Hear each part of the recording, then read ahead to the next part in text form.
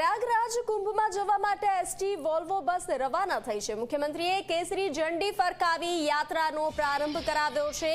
મહાકુંભમાં જવા શ્રદ્ધાળુઓ માટે રાજ્ય સરકારે વ્યવસ્થા કરી છે।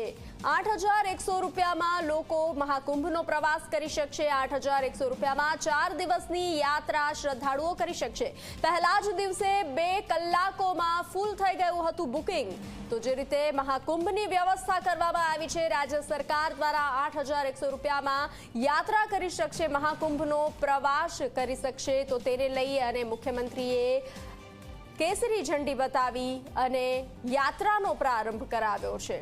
તો પ્રયાગરાજ મહાકુંભમાં જવા માટે એસટી વોલ્વો બસ રવાના થઈ છે। મુખ્યમંત્રીએ કેસરી ઝંડી ફરકાવી યાત્રાનો પ્રારંભ કરાવ્યો છે।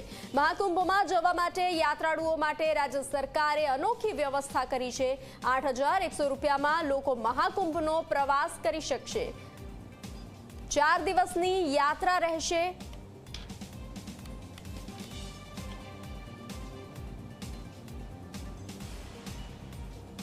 તો મહાકુંભની યાત્રા માટે વધુ બસોની કરી શકાય છે વ્યવસ્થા। ગૃહ રાજ્યમંત્રી હર્ષ સંઘવીનું મહત્વનું નિવેદન સામે આવ્યું છે। આજ સાંજ સુધીમાં વધારાની બસ અંગે નિર્ણય લેશે હર્ષ સંઘવી।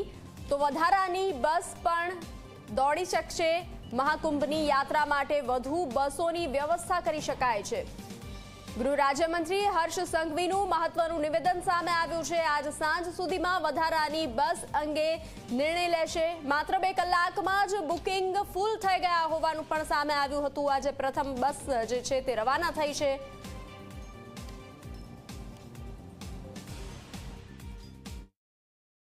પિકઅપ અને ડ્રોપની વ્યવસ્થાઓ માટે બીજી બસો કેટલી વધારી શકીએ તેનો નિર્ણય આજે સાંજ સુધી લેવામાં આવશે અને વધુ બસો વધુ શહેરોમાંથી કઈ રીતે ઉપડી શકે અને રાજ્યના નાગરિકોની આસ્થા વધુમાં વધુ એ લોકો આ મહાકુંભની અંદર ભાગ લઈ શકે તે માટે મુખ્યમંત્રી શ્રી ભૂપેન્દ્રભાઈ પટેલની સૂચના છે કે વધુમાં વધુ યાત્રીઓને મદદ કરવી અને વધુમાં વધુ યાત્રીઓ આ આસ્થાના મહાકુંભમાં ડૂબકી મારી શકે તેવી વ્યવસ્થાઓ રાજ્ય સરકાર આમ સરળતાથી લોકો જઈ શકે, ઓછામાં ઓછા ભાવથી જઈ શકે અને લોકો પોતાની આસ્થાનું આ મહાકુંભમાં ડૂબકી મારી શકે એવી વ્યવસ્થાઓ કરવા માટે 2 વિભાગ કામગીરી કરી રહી છે।